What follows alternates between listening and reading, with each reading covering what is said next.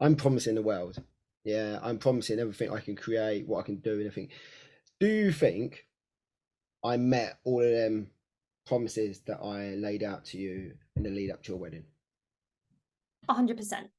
I mean, I'm trying to think about anything that you said that you didn't do, but there wasn't anything. Every single thing that you walked through, 100% fulfilled on.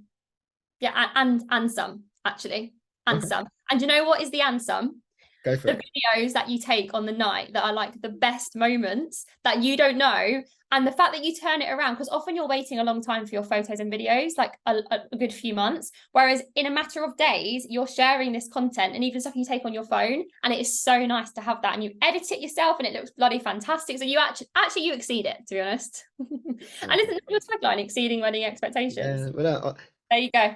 now, last three songs. So you chose Journey, Don't Stop Believing, Flux, and Block Party, and Living on a Prayer, Bon Jovi. So, how was that moment? Amazing. I still remember one of my bridesmaids grabbing my mum and like singing Bon Jovi at Steph was like dancing with my mum. She's just like, what's happening? And I said, Mum, just sing along. She goes, I don't know the words. I was like, just scream anything.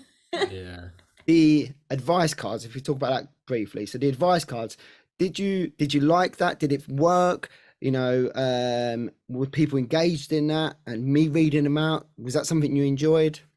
Yeah, I thought that was really, really good. And again, Definitely. to kind of get them involved, while they're just sitting there, waiting for their food and stuff, it's nice that they have something there to kind of entertain themselves or chat amongst themselves about as well. And Yeah. it's been nice. And like it was nice during that the wedding breakfast to kind of have that moment where we're hearing what our guests are saying, and they're obviously looking at us and our reaction, but it's just really nice to kind of have that moment as well. If I wasn't your MC, Mhm. okay, who would have been making all them announcements at your wedding?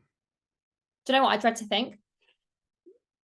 Honestly, I dread to think, and I think a lot of people forget this in their wedding planning. They don't think about that. They think about the cake and the dress and the food. They don't think about actually how each element of the day is going to flow. And I can imagine if you didn't have you there to like guide the day on, there would be a lot of flat moments where people are like, what do I do? Where do I go? And that ruins the flow and the energy of your day. So if you didn't do it, you'd probably have to, well, you'd want to ask somebody that was close enough to you for them to be a significant person, but they want to be enjoying their day as well. So I don't even know who we would have asked, and it probably would have meant they didn't enjoy their day as much either. So I have no idea. And I don't want to think about it, to be honest. The price you paid for me, Mhm. did you get what you expected? Did you get more for what you thought you was getting for the money, or was it a big con and you regret it? I'd definitely say it was like good value for sure. Very good value. I mean, the fact we didn't have to worry about anything. We got the DJ floor and the uplighting as well in that package, and then the MCing throughout the day. But then also the fact that like you've taken loads of little videos throughout the day and shared it with us, and like because we didn't want a videographer, that was like something we had to cut budget wise. Yeah. I've been able to piece together a wedding video based on what you've sent through, nice. and then some drone footage that we had, and then like some other stuff. So actually it felt like there was like aftercare with you, not just you Nice. turn up to the wedding that's and amazing. that's it. So between that Zoom call with me, you, and Becky to when we met at your house, the bit in between, you was given access to the app to start thinking about all these different areas. How did you find the app? Did it help? Brilliant. Okay. Brilliant. And then so I use the app quite a lot in terms of I used it as a checklist really to ensure that my project plan and stuff had everything in there, what we needed to think about. Because there was things that you thought, oh God, yeah, what about that? The whole walking in, into the reception area, the walk, the cake, going into the cake, all these things that you don't think. So it was really good for me.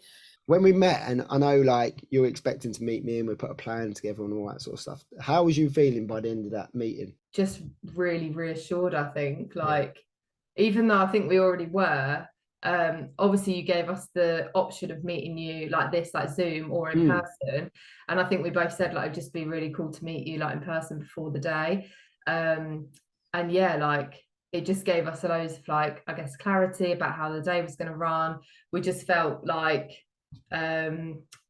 we didn't have to be stressed really about anything because it was all just taken care of, sort of thing. So yeah, that's how I felt anyway. And we were in this like pub and you're playing all the bangers out your laptop. You know, but honestly, like when we were chatting just before, we said, you know, we don't need to really prepare anything because we're just being honest, because it was honestly you were amazing. We couldn't have wished for anything better, honestly. It was just you were fantastic. Yeah, I mean, we're massively appreciative that we managed to book you, and for everything you've kind of brought to the table since then. Like since day one of speaking to you, it's been brilliant. It's been a pleasure getting to know you. Did you get to the point of having any other Zoom calls, or did you meet any other DJs? No. Okay, because as soon as I spoke to you, I knew you were right for us, what we were looking for. But I knew as soon as we spoke and we had the two-way dialogue, and that was really important for me, that you would be our DJ, in addition to being the coordinator or whatever you call it, master of ceremonies for the day. And I think we went into this initially looking just for a DJ, but what you were able to offer was more than what a DJ would offer and what we expected. So we liked what you offered in terms of being master of ceremony day from 12:30 right through to the end, coordinating, supporting our other suppliers like Esme, Charlie, whoever you did, because there's obviously things that we didn't see because we were tucked up in the room getting ready.